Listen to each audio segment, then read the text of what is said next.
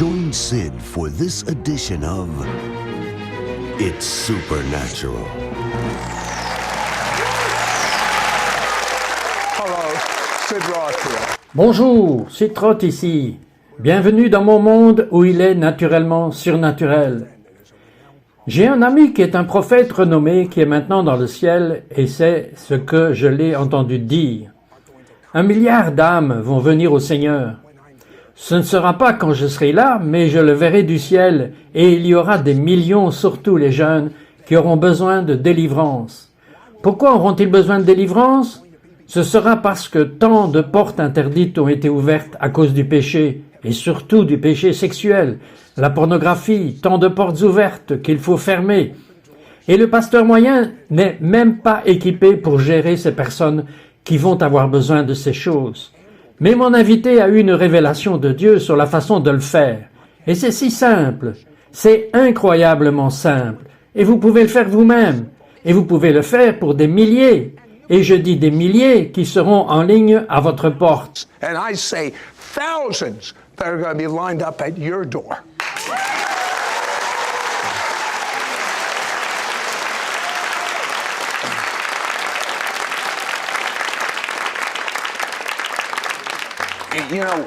Vous savez, nous les humains sommes des personnes complexes et vous lisez la Bible. Cependant, parfois ce n'est pas à travailler de la manière qui dit la simple vérité. Donc, s'il n'y a rien de mal avec Dieu, cela ne nous donne qu'une autre personne à qui poser la question. Et c'est pourquoi tant de croyants restent coincés et n'avancent jamais avec Dieu parce qu'ils ont ces portes qui se ferment, des problèmes qui ne sont jamais ouverts. Et ils vont comme cela 5 ans, 10 ans, 20 ans. Donnez-moi un exemple de certains des domaines qui pourraient être symptomatiques de ces problèmes. Might be symptomatic of problems. Traumatisme, anxiété, où ils se disent « Je sais que je suis rempli de l'esprit du croyant, j'ai emménagé dans les dons de l'esprit, mais je me sens anxieux la plupart du temps. » Il y a une porte sérieuse qui doit être fermée là, parce que l'anxiété ne marche pas avec le Seigneur. Il y a aussi des appréhensions pour prendre des décisions. Il y a même des bêtes noires, croyez-moi ou pas. Cela peut être l'indication d'une porte qu'il faut fermer, des réactions excessives à la légère stimulation. Quelque chose ne va pas et vous explosez. Vous savez, une déclaration que vous faites, et que je sais que c'est si vrai, Denis, est que 80% des personnes, s'ils peuvent simplement fermer ces portes, s'ils les ferment, ils ne font pas le classique. Je commande à ce démon de partir. Les démons ne veulent pas rester. Ils partent tout seuls. 80% du temps. 80% lorsque nous avons enseigné aux gens comment fermer les portes, c'était la première indication. Tout d'un coup, et dans certains cas, ils ne savaient même pas que c'était démoniaque. Mais ils disaient, je me sens plus léger. Quelque chose est parti. Waouh! C'était un grand ministère. Je ne comprends pas, mais je sais que je vais mieux. Et ils verront les fruits résiduels de la liberté après la séance ministérielle. C'est la signification de fermer une porte. Ok, comment avez-vous appris? Parce que c'est si simple. Mais vous savez quoi? Jésus a dit, vous devez devenir comme un petit enfant pour entrer dans le royaume des cieux. Donc, si ce n'est pas si simple, ce n'est pas Dieu. Continuez. Eh bien, j'étais un bébé chrétien avec un incroyable baptême dans le Saint-Esprit. Il voulait me mettre à la télé et à la radio et juste parler de mon baptême dans le Saint-Esprit. Eh bien, j'ai eu ma première opportunité de parler à un petit groupe. Ils ont dit, Denis, juste partagez votre témoignage. Je suis monté là-haut en sachant que j'étais appelé à prêcher. Je le savais depuis le moment où j'avais été sauvé, que c'était ma vocation. Et j'ai regardé dehors, et là n'étaient probablement pas plus de 40 personnes. Et j'avais honte. J'avais ce qu'ils auraient probablement appelé le trac. Et j'ai effectivement quitté la scène. Et le conducteur du culte devait faire son témoignage parce qu'il ne savait pas quoi faire maintenant que Denis était parti. Alors, qu'avez-vous fait? Je suis rentré chez moi. Vous savez, c'est ce que beaucoup de gens font. Ils ne parleront plus jamais et manqueront leur destin. Exactement. Je suis rentré chez moi et j'ai dit, je suis juste un jeune chrétien, peut-être 6 mois dans le Seigneur, 8 mois. Je me suis agenouillé à côté d'un canapé et j'ai dit, mon Dieu, qu'est-ce qui ne va pas chez moi? Si je suis appelé à prêcher, je ne peux pas faire ça. Ce qui vient de m'arriver, je ne comprends pas. J'ai fermé les yeux. La première chose que j'ai vue dans mon esprit, je me suis vu quand j'avais 9 ans et que je faisais pipi au lit. Et je me suis imaginé avec les poings serrés. Je me détestais. J'étais assez chrétien pour savoir, bon sang, il ne faut pas détester les gens. Ce n'est certainement pas autorité de se détester. Et j'ai vu que j'avais reçu dans mon ventre le pardon de la haine de soi. Et instantanément, il y avait dans mon esprit, j'ai ressenti un soulèvement. Et c'était comme un masque visqueux qui s'en allait. Je ne sais pas comment expliquer cela autrement. Comme un cambrioleur porterait dans un braquage. Et c'était un masque visqueux qui s'en allait. Et son nom était la honte. Et il s'en allait de moi. Et pendant que je le regardais partir hors de moi, dans mon esprit, je me sentais léger. Et la honte avait littéralement ouvert la porte ouverte de la haine de soi dans ma vie. Je ne savais pas que c'était là. C'était quelque chose que j'avais eu en tant qu'enfant. That was something that as a kid, But when it was gone, Quand c'est parti, avez-vous changé? how did you change? Oh, c'est remarquable. En quittant la scène, je ne savais pas ce que Dieu avait orchestré parce que le lendemain, ils ont dit, « Denis, nous voulons que tu fasses ton témoignage devant l'ensemble de l'Église. » Et j'ai dit, « N'est-ce pas entendu? J'ai un palmarès ici. » Mais de toute façon, je suis monté là-haut et je me tenais près de la chaire et je me sentais comme un cow-boy sur sa selle. Je m'aimais bien, mais j'avais confiance en Dieu. it was a God confidence. Ok, vous aussi vous êtes équipé littéralement pour libérer des milliers de personnes de l'insomnie ou de tant de domaines différents. Et c'est si simple et si facile. En fait, le docteur Jennifer Clark a en fait été physiquement guérie quand elle a appris comment fermer cette porte. Je veux en savoir plus. Nous revenons tout de suite. About it. Be right back. We'll be right back to It's Supernatural.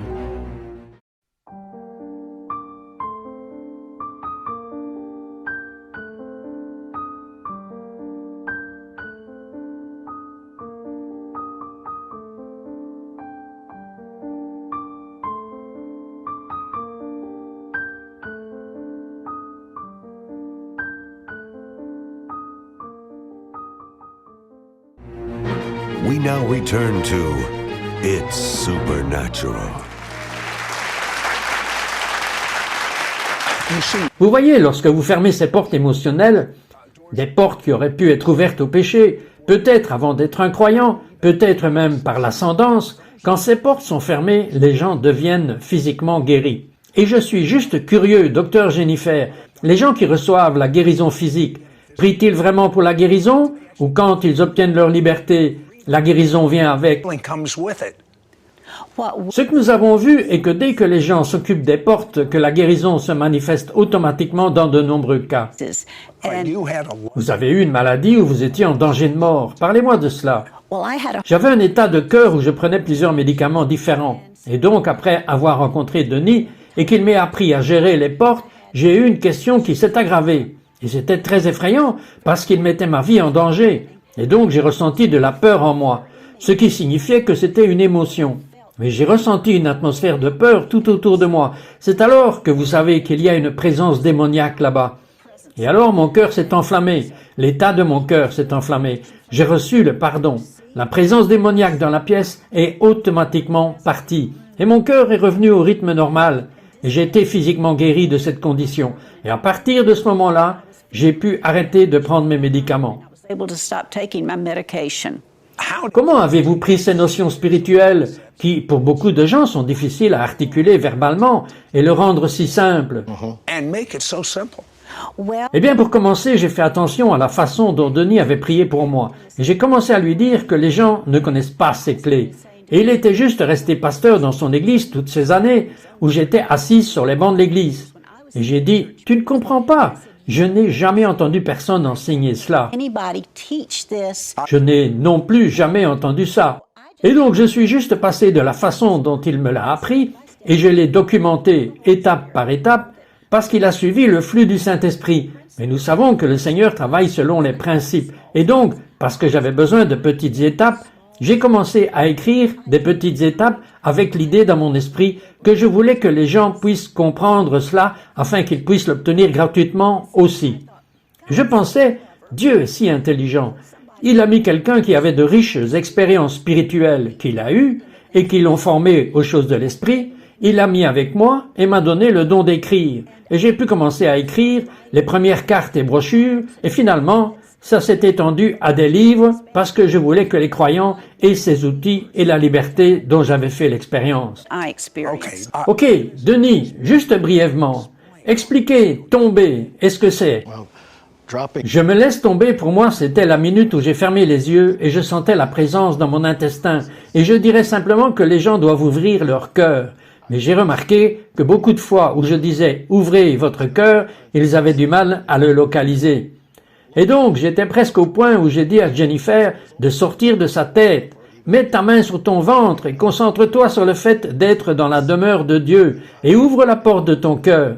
Et une fois, c'était comme une révélation pour elle que tout s'est bien passé ici et l'information a disparu. Et donc, je disais juste, alors que tu es largué, quand la paix règne, Jésus règne. Et c'est ainsi que tu approfondis ta relation. Vous voulez maintenir cette règne de Dieu et c'est perceptible. God, and it's perceptible. Ce que j'ai découvert, c'est que je peux entrer volontairement en contact avec mon esprit. Mon esprit n'est pas là, mon esprit est ici. Et j'ai trouvé que je peux, par la pratique, je peux aller dans mon esprit immédiatement. Que diriez-vous, Denis? Quel est le premier pas vers l'autodélivrance? Self-deliverance. Le premier pas vers l'autodélivrance part de l'esprit. Tout le monde sait que même le pardon, je regarde les gens lutter avec le pardon et ils disent Matthieu 18. Mais Matthieu 18 dit du cœur. Et je regarde les gens donner le pardon. Priez avec moi cette prière. Mais s'ils veulent obtenir la délivrance, ils doivent commencer dans le ventre. Et quand ils réalisent que Jésus est le pardonneur, il est le libérateur, que le libérateur veut se lever, le guérisseur veut se lever. Donc la première étape est de savoir que vous devez commencer de l'intérieur. Lorsque vous fermez la porte à l'intérieur, alors tout ce qui influence de l'extérieur n'a pas de terrain. Has no ground. Do you Trouvez-vous que la plupart des chrétiens, même les chrétiens mûrs, ont besoin de fermer ces portes? need to close these doors? Absolument. Et pour être minutieux même, en fermant la porte au travers du pardon, ils ont besoin de savoir que cela va dans 3 directions. Ils doivent savoir qu'il peut y avoir une barrière entre vous et quelqu'un d'autre. Vous devez laisser cette rivière de pardon couler vers eux. Vous avez besoin de recevoir le pardon. Les chrétiens qui ont été libérés, qui n'avaient pas fondamentalement quelqu'un qui leur avait fait quelque chose, ils l'ont tout fait tout seuls avec la haine de soi, la colère, le jugement de soi. Ils doivent recevoir le pardon et sentir les activités démoniaques les quitter. Et d'autres fois, croyez-le ou pas, ils doivent libérer le jugement qu'ils ont porté contre Dieu. Comme pourquoi Dieu a-t-il laissé cela se produire? Like, why did God let that happen? Mais j'ai reçu des instructions que le pardon est un processus qui peut parfois même prendre des années. Que diriez-vous? What would you say? C'est absolument une erreur. Absolutely a fallacy. Je dirais plus fort, c'est un mensonge. C'est un mensonge. Je vous dirai quoi, lorsque nous reviendrons, voudriez-vous vous réveiller demain matin sans aucun traumatisme que vous êtes allé au lit avec, sans aucune de ces peurs? Comment voudriez-vous entrer dans la paix de Dieu, 7 jours sur 7, 24 heures par jour? Nous serons de retour après ceci. 24 hours a day. We'll be right back. We'll be right back to It's Supernatural.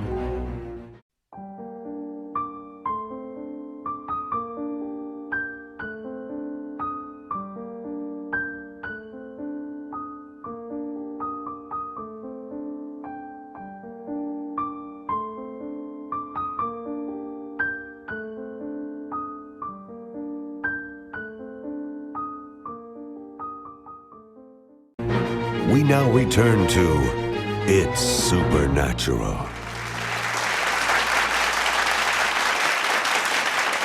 You know, Vous savez, il y a une épidémie de solitude. Quelles sont les statistiques à ce sujet?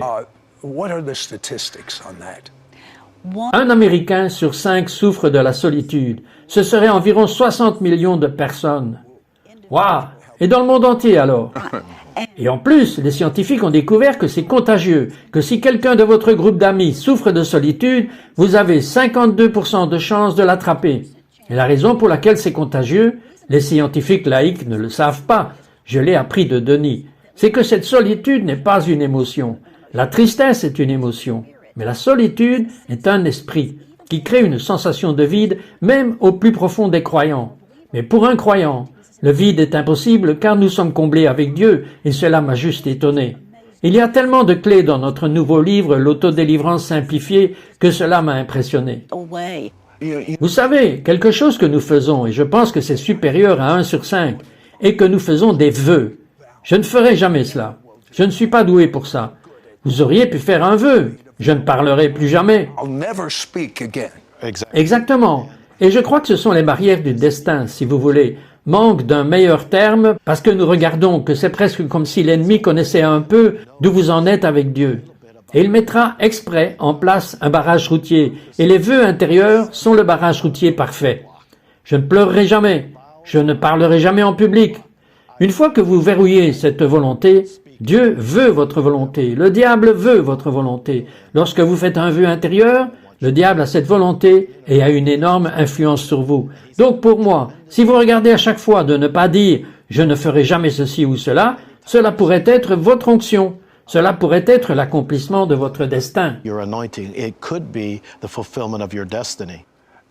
Jennifer, littéralement des milliers de personnes ont été équipées pour se réveiller le matin sans aucune des émotions négatives qu'ils avaient la veille. Expliquez. Had previously explained. Lorsque vous traitez avec vos émotions négatives par le pardon, elles sont échangées contre une paix surnaturelle. Et si vous ne traitez pas avec elles, elles seront câblées dans votre cerveau pendant que vous dormez la nuit. Et les scientifiques ont découvert en 2012-2013, grâce à des recherches, que nous avons un mécanisme dans notre cerveau qui nettoie littéralement notre cerveau des toxines et des déchets pendant que nous dormons.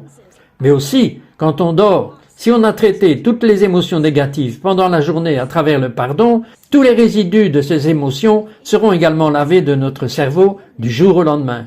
Mais si vous ne vous en occupez pas et que vous allez dormir dessus, alors c'est câblé dans votre mémoire à long terme. To our long-term memory. You know, Vous savez, il y a tellement de portes que nous les humains devons fermer. Je veux que vous fermiez quelques portes maintenant. J'aimerais que vous priez pour nous, en commençant par expliquer comment tomber pendant que vous priez. being down while you pray. Close. Fermez les yeux, descendez votre esprit dans votre ventre, dans votre cœur, et ouvrez-le, et cédez à Dieu. Maintenant, il y a ceux d'entre vous qui ont un esprit de solitude. Maintenant, votre cœur est ouvert. Permettez-vous de ressentir comment vous vous sentez en ce moment, et recevez le pardon d'avoir une idole dans votre cœur qui prend la place de Dieu. Recevez simplement le pardon, et accueillez sa présence pour qu'elle vienne vous combler. Et je vois des liens brisés hors des gens en ce moment. Je vois une dame, et vous pleurez de joie parce que l'amour de Dieu afflue là où il n'y avait rien, et vous sentez que vous étiez séparés de Dieu. Et je vois plusieurs autres personnes. Je vois vraiment quelqu'un qui ne souffre pas de solitude, mais vous avez une dépendance et vous venez de recevoir le pardon. Et je vois le Seigneur briser les dépendances comme le claquement d'un élastique. Et je vois des gens là-bas levant les mains dans la nouvelle liberté que Dieu vous donne maintenant. Et je vois d'autres personnes qui commencent à recevoir le pardon. Pendant que je parle, il y en a d'autres qui reçoivent le pardon. Et il y a quelqu'un qui a obtenu une guérison physique maintenant parce que vous venez de recevoir le pardon. Quelqu'un avait un cancer et l'esprit du cancer est parti. Et quand vous retournerez chez votre médecin, vous allez voir un diagnostic propre de votre santé. Et certaines des choses que vous pensiez devoir affronter, vous n'aurez pas à le faire. Face you aren't going to have to face. And I just Et je viens d'entendre le Seigneur me dire aussi que les mêmes choses apparaissent pendant que vous regardez ceci, et cela ressemble à une douleur.